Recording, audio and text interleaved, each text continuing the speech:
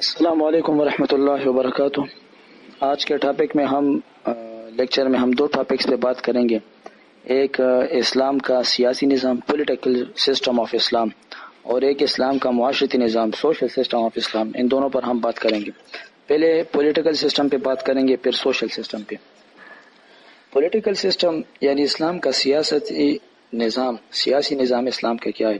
پہلے یہ جان لیں کہ سیاست کسے کہتے ہیں۔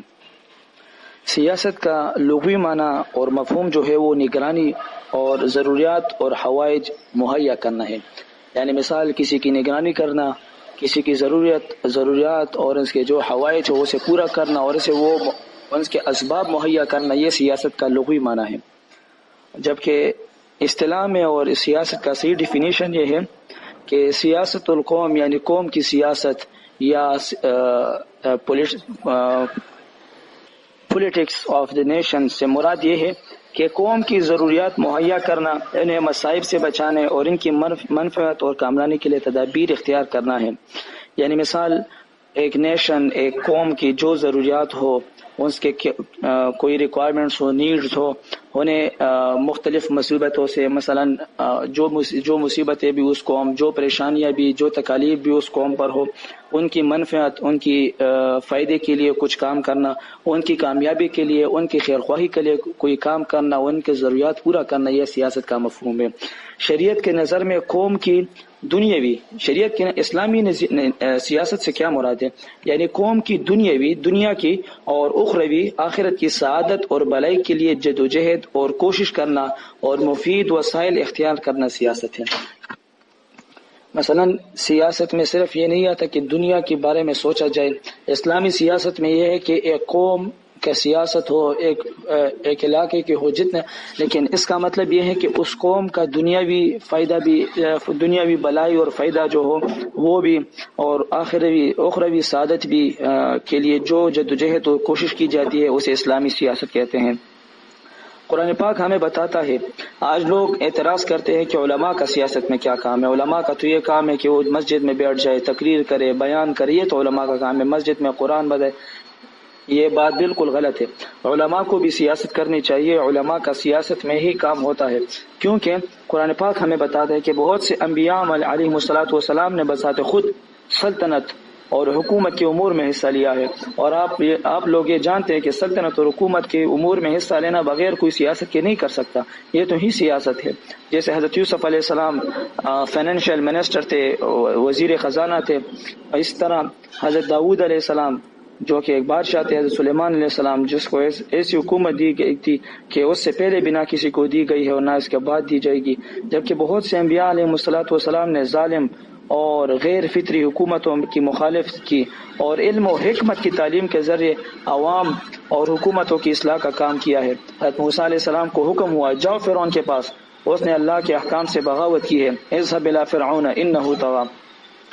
رسول اللہ صلی اللہ علیہ وسلم خود بھی ان تمام صفات کے جامع تھے، یعنی رسول اللہ صلی اللہ علیہ وسلم نے تعلیم اور حکمت، علم و حکمت کے ساتھ بھی غیر فطری حکومت اور ظالم حکومتوں کے خلاف مخالفت کی ہے، اور رسول اللہ صلی اللہ علیہ وسلم نے خود ایک مثالی حکومت قائم کی ہے جو اسلامی سیاست کی ایک بہترین مثال ہے۔ رسول اللہ صلی اللہ علیہ وسلم کی مکی زندگی کو آپ دیکھ لیں، رسول اللہ صلی اللہ علیہ وسلم نے ہر باطل کی مخالفت کی ہے، ہر باطل کے رسول اللہ صلی اللہ علیہ وسلم نے مخالفت کی ہے، اور رسول اللہ صلی اللہ علیہ وسلم نے علم و حکمت کے ساتھ مخالفت کی ہے۔ اس مکی زندگی میں رسول اللہ صلی اللہ علیہ وسلم نے کبھی جہاد نہیں کیا، بلکہ وہ سارے علم و حکمت پر مشتمل ہے۔ جبکہ مدینہ کی زندگی میں آپ صلی اللہ علیہ وسلم نے باطل کی کلا کما بھی کی ہے، اور رسول اللہ صلی اللہ علیہ وسلم نے وہ صحابہ کرام کا معیار بلند کر دیا اور ان کے لیے ایک مثالی حکومت بھی بنائی ہے۔ جبکہ اسلام سے پہلے حکومتوں کے پر نگاہ، جب ہم اسلام سے پہلے حکومتوں پر نگاہ دوڑاتے ہیں تو ان میں ایک بات مشترک نظر آتی ہے، وہ شخصی بادشاہی۔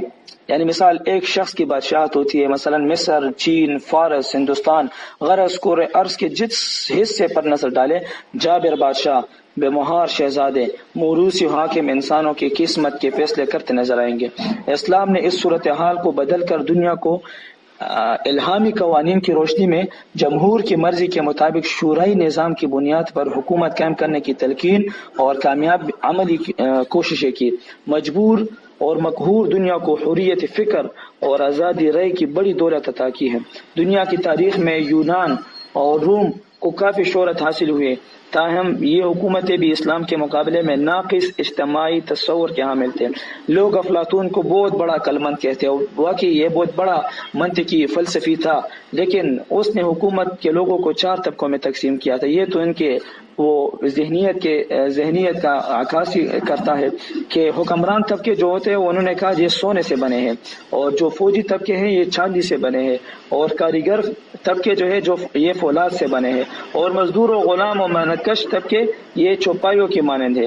یہ تو ان کا خیال ہے، لیکن اسلام نے سب کو مساوات، سب کو عدل، سب کو ایک نظر سے دیکھا ہے۔ حضرت عمر بن خطاب رضی اللہ عنہ نے خواہ وہ اونچے طبقے کے ہو یا معمولی طبقے کے ہو، اللہ کے نزدیک سب برابر ہے۔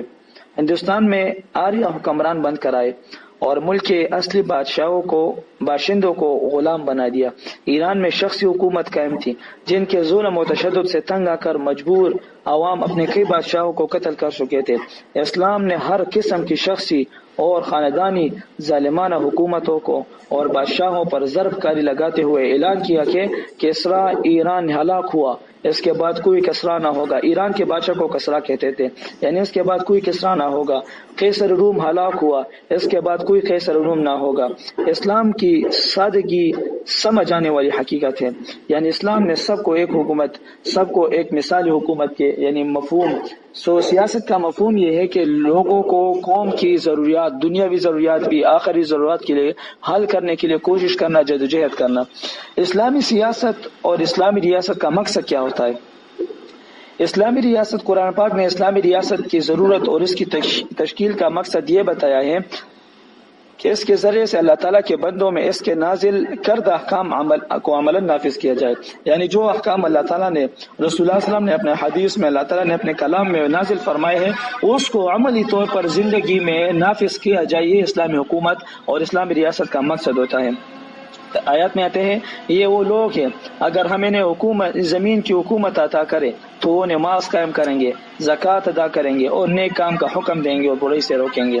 اس طرح اس امت کو پوری انسانیت کے لیے حق، خیر اور نیکی کا داعی بنایا گیا۔ اس لحاظ سے اسلامی حکومت انسانوں کے لیے مبلغ اور معلم کی حیثیت رکھتا ہے۔ اسلامی ریاست کی نوعیت کیا ہے؟ کس قسم کی اسلامی ریاست کس قسم کی ہوتی ہے؟ اسلام کا اپنا جداگانہ نظریہ سیاست ہے، یعنی اسلام سیاست ایک عجیب انداز سے کرتا ہے جسے وہ خلافت کا نام دیتا ہے۔ اسلامی ریاست اور اسلامی سیاست کا دوسرا نام خلافت ہے۔ اس نظریے کی روح سے اقتدار اعلیٰ کا مالک اللہ تعالیٰ ہے، یعنی سب اختیار و مقتدر جو ہے وہ اللہ تعالیٰ ہے۔ آیت میں آتے ہیں ان الحکم الا للہ، حکم اللہ کے سوا کسی کا نہیں ہے۔ اس اقتدار اعلیٰ کے نفاذ و قیام کے لیے، یعنی اقتدار اعلیٰ تو اللہ ہے، سب قدرت اور سب طاقت اللہ تعالیٰ کے پاس ہے، لیکن جو احکام اللہ تعالیٰ نے رسول اللہ صلی اللہ علیہ وسلم پر، انبیاء کرام پر نازل فرمائے ہیں، اس کے نفاذ و قیام کے لیے انبیاء کرام اور ان کے نائبین مثلا صحابہ، ائمہ، علماء ہمیشہ سے کوشش کرتے رہے ہیں۔ اسلامی نظریہ سیاست کے مطابق تمام لوگ فردن حق خلافت کو ایک شخص میں مرتکز کر دیتے ہیں۔ وہ شخص اللہ تعالیٰ کے احکام کو نافذ کرنے میں پیغمبر کا نائب ہوتا ہے۔ تمام لوگ اس کا ساتھ دیتے ہیں اور مشورے، ہمدردی، اطاعت، خیرخواہی سے اس کے ہاتھ مضبوط کرتے ہیں تاکہ اس کے اقتدار مضبوط قائم رہے۔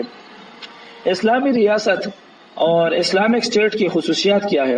یعنی وہ کون سی خصوصیات ہیں جو کہ اسلامی ریاست میں ہونی چاہیے؟ نمبر 1، قیام عدل۔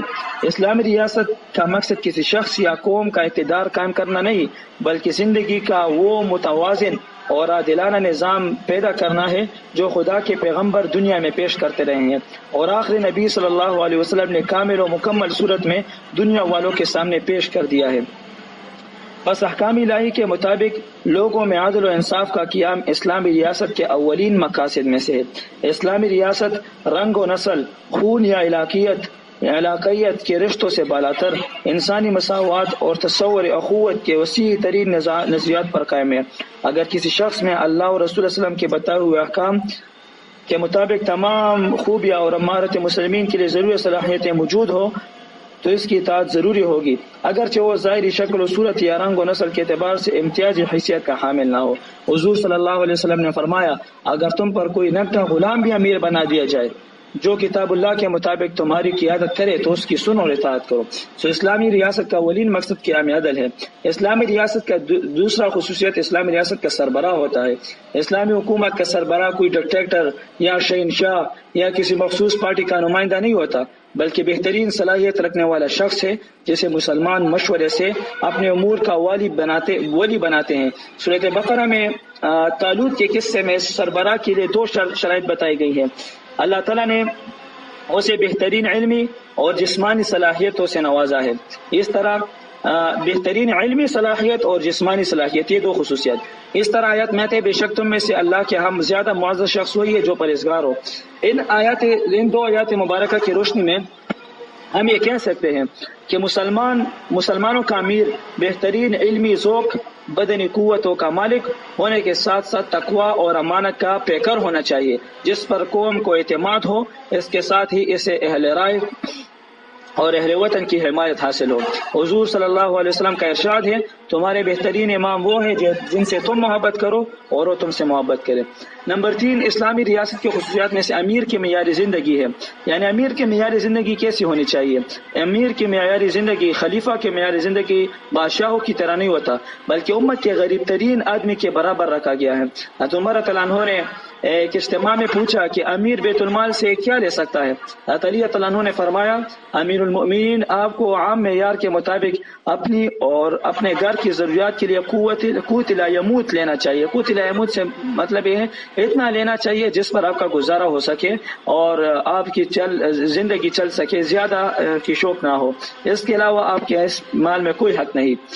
تمام حاضرین نے اسی پر فیصلے پر اتفاق رائے کا اظہار کیا. حضرت قتادہ رضی اللہ عنہ، حضرت حسن رضی اللہ عنہ فرماتے کہ ہم نے دیکھا کہ امیر المؤمنین حضرت عمر رضی اللہ عنہ کے قمیص میں 12 پیون تھے جبکہ وہ 22 لاکھ مربع میل کا حکمران تھا. 22 لاکھ. آج ہمارے حکمرانوں کے پاس ایک چھوٹا سا قصبہ ہوتا ہے لیکن اس کی معیار زندگی کو آپ دیکھ لیں. بادشاہ چھوٹے سے قصبے کے وزیر اعظم ہوتا ہے، صدر ہوتا ہے، لیکن اس کی زندگی کا معیار بادشاہوں سے بھی بڑا ہوتا ہے، دوسرے ملکوں سے بھی. تو یہ عمر رضی اللہ عنہ 22 لاکھ مربع میل، جو مثلا اگر میں یہ کہہ دوں کہ 3 بر اعظموں پر حکومت ہو، یورپ کے اکثر ممالک پر، افریقہ کے اکثر ممالک پر، ایشیا کے اکثر ممالک پر 3 بر اعظموں پر حکومت، اور اس کے ایسا معیار زندگی کے قمیص میں 12 پیون لگے ہو. یہ امیر المؤمنین حضرت عمر رضی اللہ عنہ ایسے بادشاہ تھے جو کبھی بھی آرام اور راحت کے پسند نہیں تھے. جب بھی سونے کا وقت ہوتا یا سونا چاہتے تھے تو کسی پتھر پر سر رکھ کر سو جاتے تھے. ایک دفعہ ایران سے ایک قاصد آیا اور وہ کہنے لگا کہ امیر المؤمنین حضرت عمر ابن خطاب سے میں ملنا چاہتا ہوں. اور وہ یہ خیال کر رہا تھا کہ اتنے بڑے رقبے کا حکمران 22 لاکھ مربع میل ہے، اس کا تو ایک بہت بڑا محل ہوگا. جب وہ مسجد نبوی میں آئے صحابہ سے پوچھا کہ میں آپ کے بادشاہ سے ملنا چاہتا ہوں. صحابہ نے کہا کہ ہمارے بادشاہ تو ابھی اس وقت نہیں ہے. انہوں نے کہا کہ اس قاصد نے کہا کہ مجھے اس کا محل کی طرف لے کر چلے جاؤ، میں اس کے محل میں اس سے ملنا چاہتا ہوں. صحابہ نے کہا اس کا کوئی محل نہیں، ادھر باہر جنگل میں دیکھ لو، اگر کسی ریت پر پتھر پر سر رکھ کر سویا ہوا ہوگا، اسی کا سونے کا وقت ہوگا.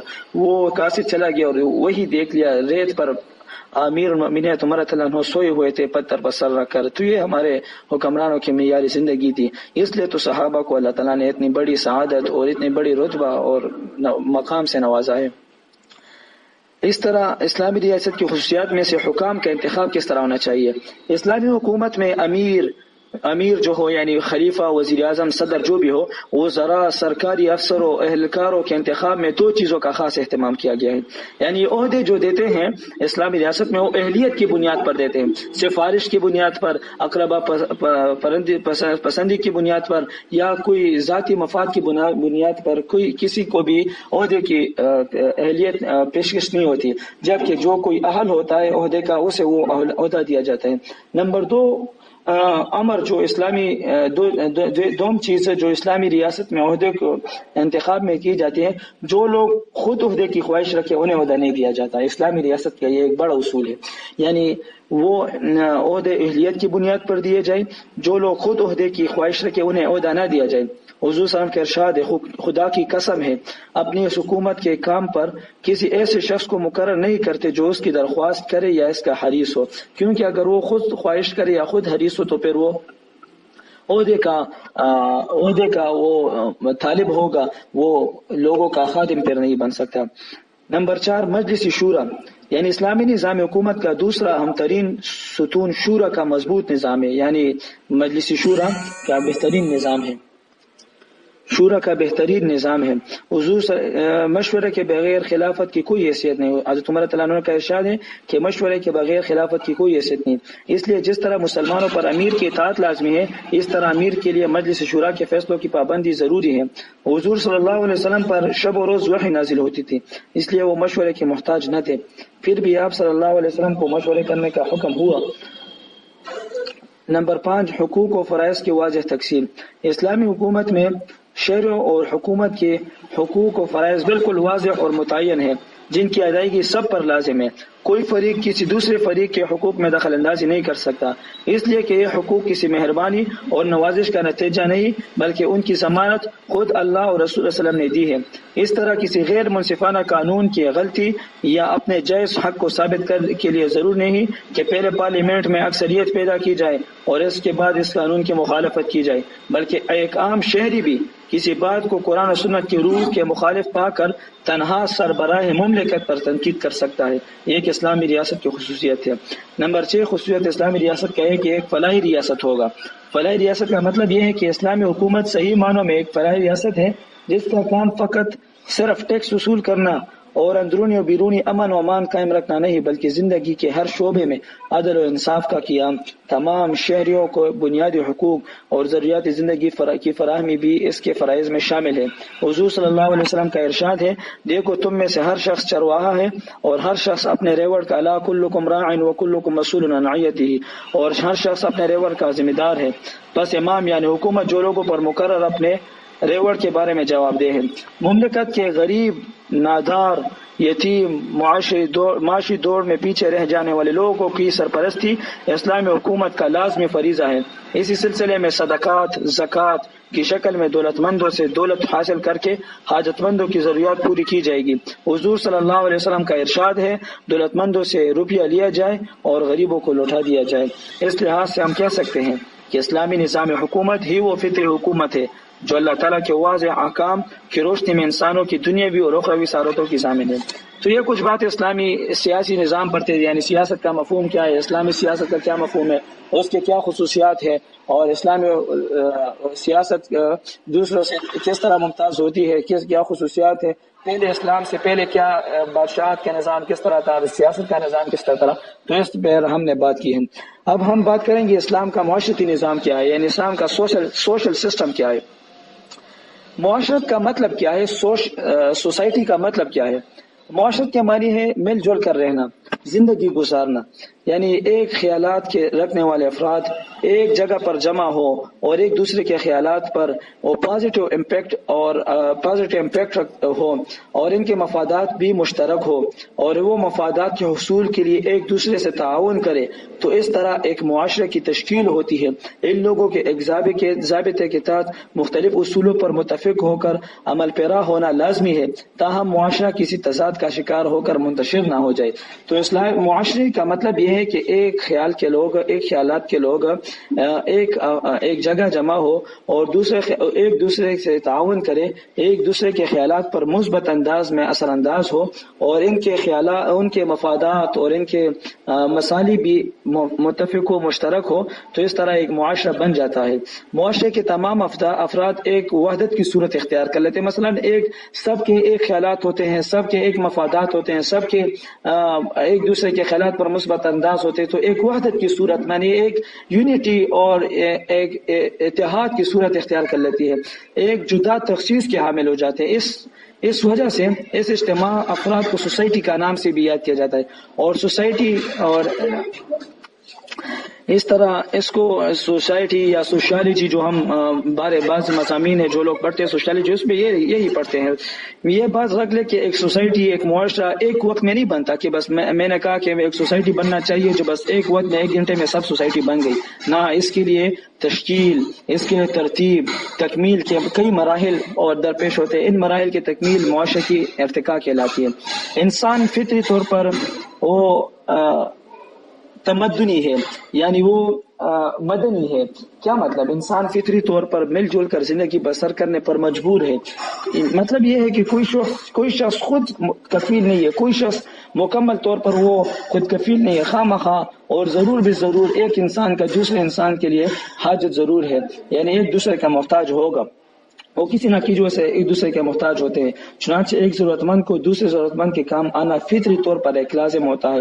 اس طرح بہت سے انسان ایک دوسرے کے کام آنے کے لیے جب اکٹھے ہو کر کام کرتے ہیں اور زندگی کی ضرورتوں کو پورا کرتے ہیں تو مددگار معاشرہ بنتا ہے اور مختلف پیشے وجود میں آتے ہیں. انسان کو زندگی گزارنے کے لیے جن بنیادی چیزوں کی ضرورت ہوتی ہے ان میں خوراک ہے، ان کا لباس ہے، ان کا رہائش ہے، اولین حیثیت رکھتے ہیں. ظاہری بات ہے کہ معاشرے کے لیے کیا کیا چیزیں ضرورت ہوتی ہے. کسان معاشرے کی ضرورت ہے خوراک کو حاصل کرنے کے لیے، زمین میں فصل اگانے کے لیے، اس کے نشو و نما، اس کو کاٹ کر کھانے کے قابل بنانے کے لیے مختلف اوزار کی ضرورت ہوتی ہے جن میں ہل، فولادی ہتھیار، دیگر اشیاء قابل ذکر ہے. ان اوزاروں کو پیشہ ور لوگ تیار کرتے ہیں. مثلا کسان کے لیے ان چیزوں کی ضرورت ہے، ان چیزوں کو پیشہ ور لوگ تیار کرتے ہیں اور اپنے اپنے پیشے کے لحاظ سے جدا حیثیت کے عامل ہوتے ہیں.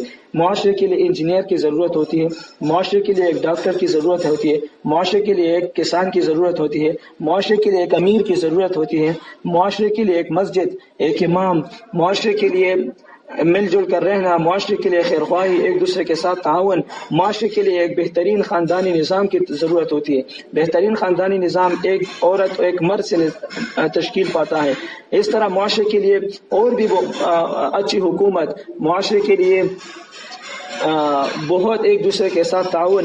جب تخلیق آدم اور حوا علیہ السلام ہوا تو اس سے خاندانی نظام پیدا ہوا. اب ان خاندان نظام سے بہت سے خاندان نظام روبرو بڑھ کر اس سے معاشرت، اس سے معاشرے، اس سے قوم، اس سے ملک بن جاتی ہے. تو اسلامی معاشرے نظام یہ ہے. معاشرے نظام تو اسے کہتے ہیں، لیکن اسلامی معاشرتی نظام یہ ہے کہ ایک دوسرے کے ساتھ نیکی کے کاموں میں، اچھے کاموں میں تعاون کرو، ایک دوسرے کے ساتھ برائی کے کاموں میں اور گناہوں میں تعاون نہ کرو. اللہ تعالیٰ فرماتے ہیں وتعاونوا علی البر والتقوی، نیکی اور تقوی کے کاموں میں ایک دوسرے کے ساتھ تعاون کرو. ولا تعاونوا علی الاثم والعدوان، اور گناہ اور دشمنی میں ایک دوسرے کے ساتھ تعاون نہ کرو. اس طرح اسلامی نظام معاشرت اس قدر پختہ و لازوال ہے کہ اس کی مثال دنیا کے کسی بھی معاشرے میں نہیں ملتی. جو نظام اللہ تعالیٰ کی طرف سے نافذ کیا گیا اور جو نظام اس کے رسول صلی اللہ علیہ وسلم کی وساطت سے دنیا میں پہنچا، اس میں کون سی کمی ہو سکتی ہے؟ اسلام سے قبل اس عالم میں مختلف قسم کے معاشرتی اقدام نے جنم لیا جو پروان چڑھی اور اپنے خامیوں کی بنا پر خود ہی مٹتی چلی گئی. ان کو پائیداری اس لیے نصیب نہ ہوئی کہ ان میں جامعیت نہ تھی، وہ محض کچھ علاقائی اور طبقاتی تقاضوں کو مد نظر رکھ کر بنائی گئی تھی. ان سب کے مقابلے میں اسلام ایک دین فطرت ہے. اس کا بنیادی مقصد ہی دوسرے کی سلامتی ہے. لفظ اسلام اپنے اندر اس قدر گہرے معاشرتی معنی میں سمیٹے ہوئے ہیں کہ کائنات کی پوری تہذیب اور پورا تمدن اس لفظ میں سمو گیا ہے. انسان کی بقا، اس کی افزائش، اس کی ترقی اور اس کا احترام اسی لفظ میں پوشیدہ ہے. جب ایک فرد دوسرے فرد کی سلامتی کے لیے سوچے گا تو ظاہر ہے کہ وہ معاشرے کی ضروریات کی تکمیل، باہمی لین دین، باہمی مفادات اور باہمی کاوشوں اور نیک مقاصد کے حصول کے لیے مسلسل جدوجہد کرتا رہے گا. جب وہ ایک فرد کی بہبود کے لیے کام کرے گا تو لازم ہے کہ اس میں اپنے بہبود بھی شامل ہوگی. معاشرے کا سب سے بڑا تقاضا بھی یہی. اللہ تعالیٰ فرماتے ہیں کنتم خیر امۃ اخرجت للناس تأمرون بالمعروف وتنہون عن المنکر وتؤمنون باللہ. تم لوگ ایک بہترین امت ہو جو سب لوگوں کے لیے وجود میں لائے گئے، کے نفع کے لیے وجود میں لائے گئے ہو. تم لوگ نیکی کا امر کرتے ہو، برائی سے روکتے ہو. نیکی کی تلقین اور برائی سے بچنا اسلامی معاشرتی نظام کی بنیاد ہے. اس کے بعد حکم ربانی ہے. صرف زبانی جمع خرچ سے کام نہیں چلے گا، بلکہ نیکی اور تقوی کے کام میں تعاون بھی عملی کیا کرو اور گناہ اور دشمنی کے کام سے بچو. اسلامی معاشرتی نظام نے انسان کو اس کے شرف سے نہ صرف آگاہ کیا بلکہ مقام عرفہ پر قائم رہنے کے لیے بہت سے حقوق سے نوازا ہے۔ وحدت نسل انسانی ہونے کی وجہ سے ہر بشر کو یکساں حقوق عطا کیے ہیں۔ ہر فرد ملت اسلامیہ کو اپنے دوسرے فرد ملت کے مقابلے میں وہی بنیادی حقوق حاصل ہے جو کسی بھی فرد ملت کو حاصل ہونے چاہیے۔ طبقاتی زندگی بالکل ممنوع قرار دی گئی ہے۔ افکار اور نیک اعمال کے اعتبار سے پوری ملت کی سوچ یکساں ہے، اور ایک باپ یعنی آدم علیہ السلام کی اولاد ہونے کے ناطے سب انسان برابر کے حقوق رکھتے ہیں۔ کسی عربی کو اجمی پر اور کسی اجمی کو عربی پر کوئی فضیلت نہیں۔ مسلمان وہ ہے جس کی زبان ہاتھ سے دوسرے مسلمان محفوظ رہے۔ مسلمان کا بھائی ہے، نہ اس پر ظلم کرتا ہے نہ اس سے علیحدہ ہو سکتا ہے۔ جو شخص اپنے بھائی کی ضرورت پورا کرتا ہے اللہ تعالیٰ اس کی ضرورت پورا کرتا ہے۔ جس کسی مسلمان نے دوسرے مسلمان کا دکھ درد دور کیا، قیامت کے دن اللہ اس دن کی سختی سے اس کو امن میں رکھے گا، اور جس کسی نے مسلمان کی پردہ پوشی کی اللہ قیامت کے دن اس کے عیوب پر پردہ ڈال دے گا۔ انسان اگرچہ ایک باپ اور ایک ماں کے ملاپ سے پیدا ہوتا ہے، ان دو مختلف افراد کے اختلاف سے ایک تیسرا متنفس وجود میں آتا ہے، لیکن اس تیسرے وجود کو اللہ نے واضح طور پر آگاہ کیا ہے کہ تمہاری بنیاد ایک ہی ہے، اس لیے ہر وقت تمہیں اپنے خالق و مالک سے ڈرتے رہنا چاہیے۔ اسلام نے آدمیت کا احترام سکھایا ہے۔ انسان ہونے کی وجہ سے اسلامی معاشرے میں تمام انسانی لائق عزت و احترام ہے۔ اقتصادی مفلسی یا امارت انسان کو انسانیت کے مرتبے سے نہیں گرا جا سکتی۔ اللہ تعالیٰ فرماتے ہیں ہر فرد کا درجہ اس کے کام کے مطابق متعین کیا جاتا ہے۔ اسلامی معاشرے کی نگاہ میں صرف وہ شخص ہی پسماندہ ہو جاتا ہے جو تقویٰ کی صفت سے عاری ہو جاتا ہے۔ اسلامی نظام معاشرت کا نچوڑ اور خلاصہ یہ ہے کہ نسل انسانی اعمال نیک، فکر نیک، احترام انسانیت، برائی سے اجتناب، مساوات، اطاعت احکام خداوندی اور فرامین نبوی صلی اللہ علیہ وسلم، احساس ذمہ داری، برابری، خدا ترسی اور عظمت کو ہمیشہ مد نظر رکھا جائے۔ تو یہ کچھ باتیں اسلامی معاشرتی نظام پر، اسلامک سوشل سسٹم آف اسلام اور پولیٹیکل سسٹم آف اسلام پر کچھ باتیں تھی۔ اس ٹاپک میں اگر آپ کو کوئی بھی پرابلم ہو، کوئی بھی سوال کرنا تو آپ مجھ سے پوچھ سکتے ہیں۔